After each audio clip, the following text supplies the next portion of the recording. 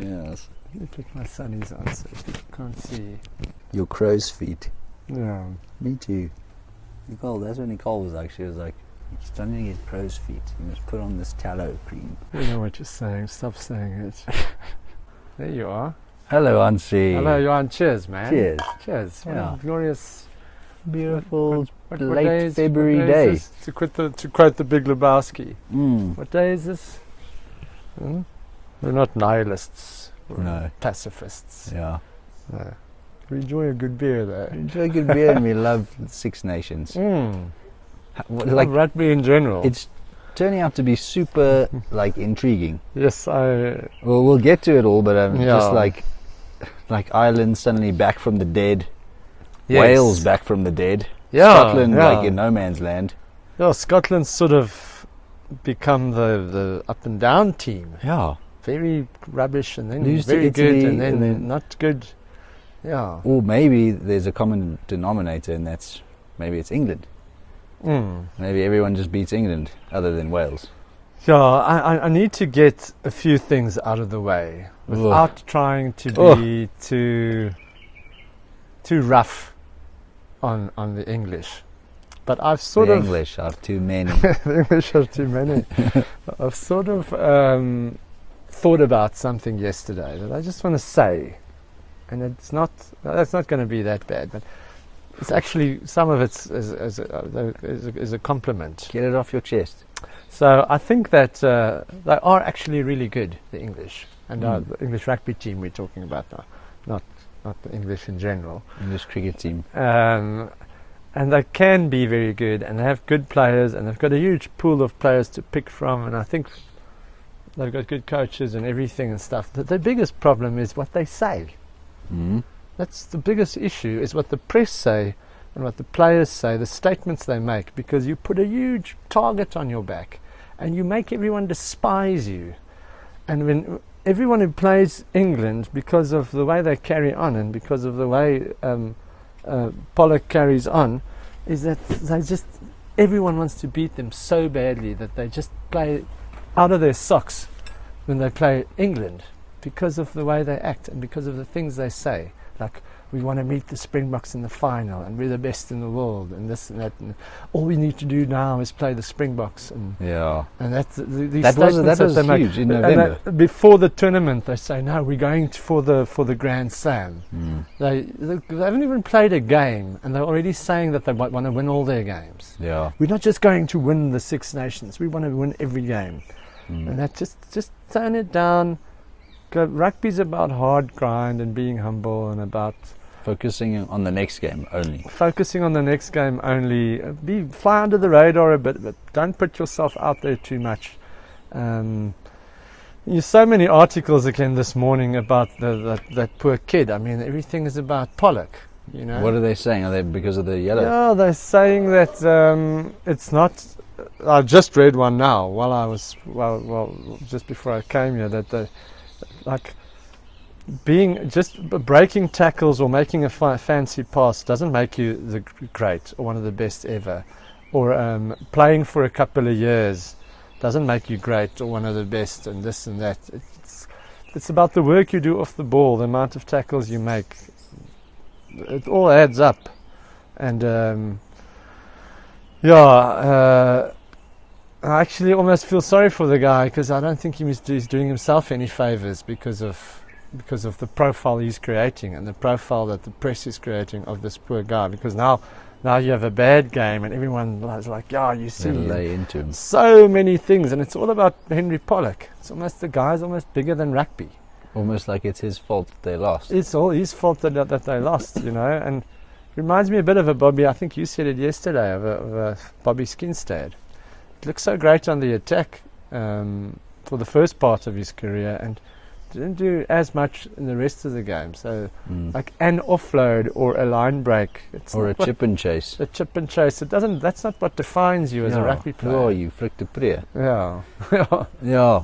Anyway, let's get into the game then. Thank you for that little monologue. Yeah, I just think they need to shut up and play rugby. That's basically, one of the commentators was like, Henry Pollock, just be quiet. They were so hard on the commentators, were super hard on But him. they are week in and week out, like. Yeah. Well, they sort of, like you're saying, they do. When England's playing well, then they start saying things like, yes, I wish we were playing the Springboks next week because I want to take them on. And then when they play badly, they really get stuck into it. Yeah. But yeah, like this game was almost like last week in that England got so far behind that the rest of the game they were sort of chasing. Yeah, if I try and be as neutral as I possibly can, we often spoke about it and speak about it when you make a lot of the play and you just can't score the tries. Silly things happen. I think it makes a team extremely negative, and that's what happened to England. They were dominating play. They were all over Ireland, and then Ireland would score a try out of nothing, and they were like, okay, off. Now they're there. They're close to the try line, and then something happens. Something stupid happens. And I think after the while you're like, what do we have to do to get points in this game? I mean, nothing's working. And for Ireland, all the things they tried clicked and worked, and it just then they just completely lost all momentum and belief, and the game just completely got away from them. Yeah. And you don't want to be, 22 points down against Ireland. You can't come back. No, Springboks won't come back from that. And All Blacks won't. When I saw the team, the Irish team, I thought, yes, I think they've found the right mix here of what they have at the moment. And Van der Fleer being back, picking Tyke Byrne at 6 rather than at lock, and Crowley. I thought Crowley just like, I think that messed with the team. Yeah, bringing Prendergast. I think if the rest of the team is sort of like, why do you keep picking this kid? Yeah. And he's not there yet. And it messes with the team dynamic. Might even be ruining the guy's career. Yes, I mean, exactly. You lose to you lose to, who was it, France, big margin. Then you narrow victory against Italy, and then Crowley comes in and it's like they smash England. Yeah. I don't know if they're going to play Prendergast ever again. Yeah, he was the next in line when Sexton retired. Yeah. So what happened? I mean, Crowley, it's not like he started playing so badly that he shouldn't be picked anymore. He was the next guy. Look, we've thought he's class from the ERC. Yes. It might be that Irish fans are like, no, this guy's not the guy, but it's just difficult to understand because he seems like quite a complete player. Look, he missed 1 or 2 kicks, but I mean, no, he missed a few kicks. I actually thought happens. Doing good to kick everything, but Gibson Park as well.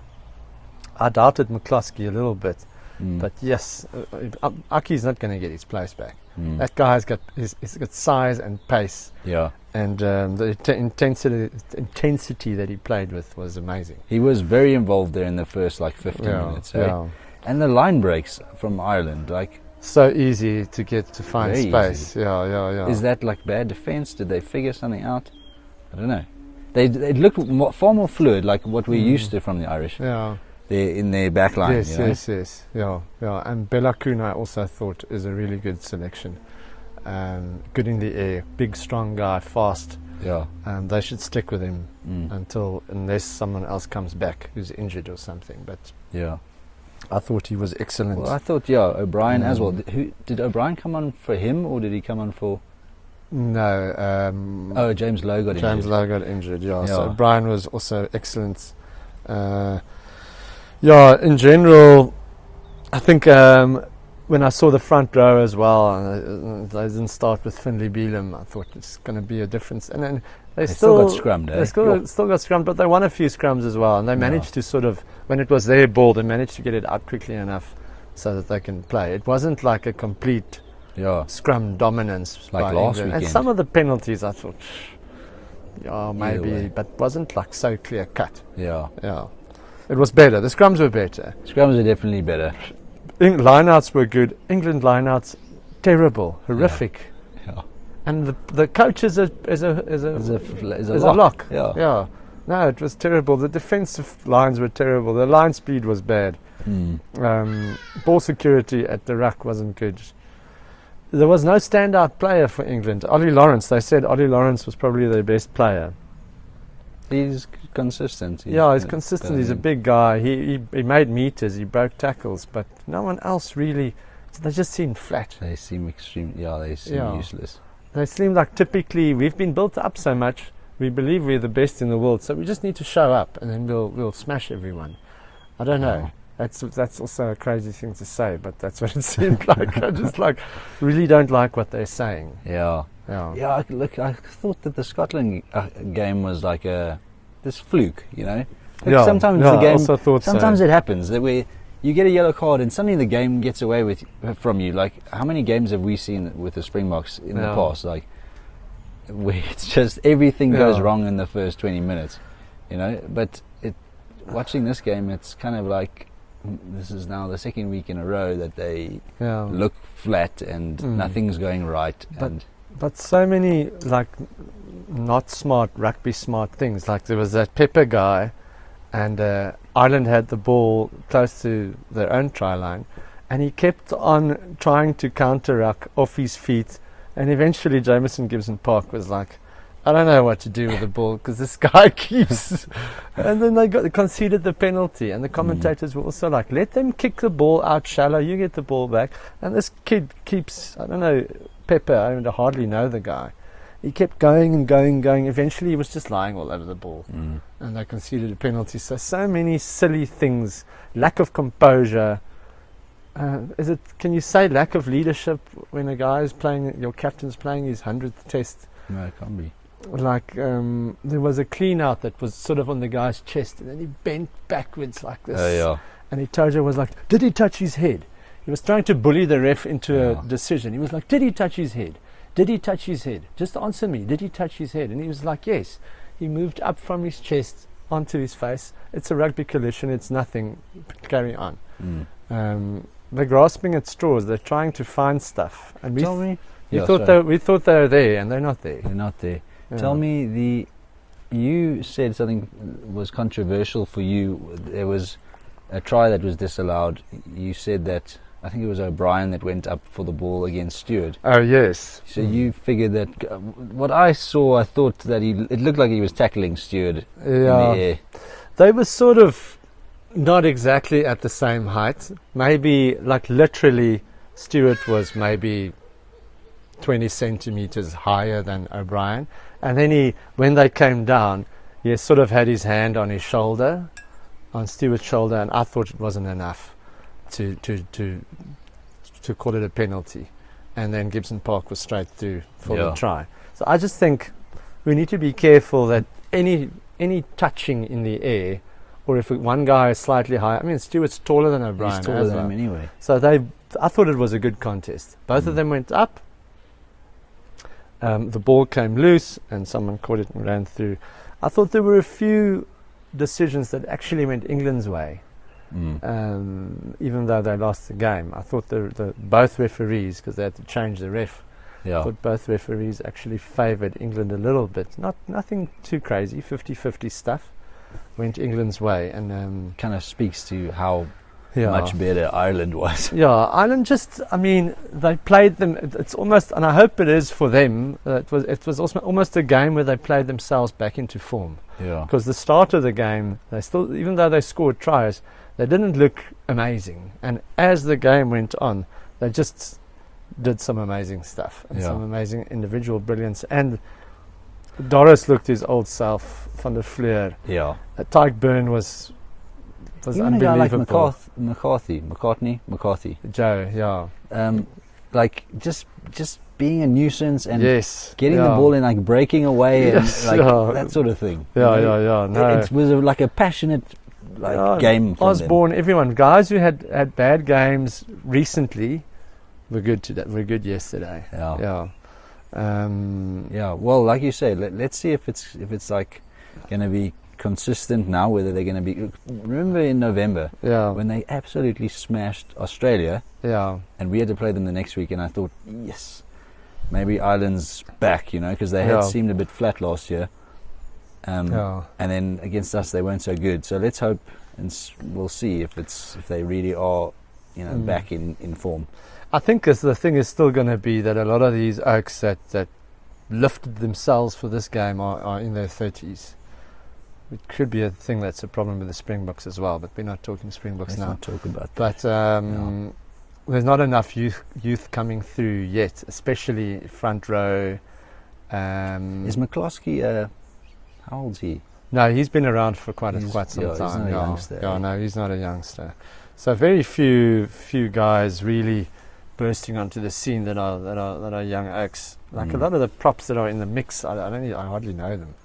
Yeah. After Kean Healy retired, and that, I don't know if there's enough coming through. So, can the guys of that age play at that level week in and week out? I think will be something that we'll have to see. Now that they've already played France, there's only going to be one winner. Really. Yeah, what's left now? Yeah, it's France haven't lost anything, and everyone else has lost a game at least. Yeah. So. Yeah, I thought it was going to be this wide open sort of tournament, but it's kind of flattened out to being France's. Yeah. If France is just consistent now, then it should be. Yeah, I still hope that England or someone, maybe Italy today, can just can they play this sort of basketball? It's almost like they're playing sevens. Yeah. You know, like. It's very nice to watch. It's very watchable, but somewhere when you play a proper test match, all those offloads and stuff, they kind of stop working, and you need to grind results out. Yeah. And it could bite you, like we've seen with the All Blacks, when you throw it around too much and someone throws it over the sideline, or you do silly stuff and the ball just comes loose and someone gets hold of it and scores a try, then it could be an issue. I agree with you, but that Italy, I mean, the way they scrummed the Irish last week, the way they performed against Scotland, their set piece is good. Yeah. So they maybe this throwing around of the ball thing is a bit of a bit of a sideshow. Yeah. And what makes a team proper is that they do those basic things right. Yes, and I think they are doing that.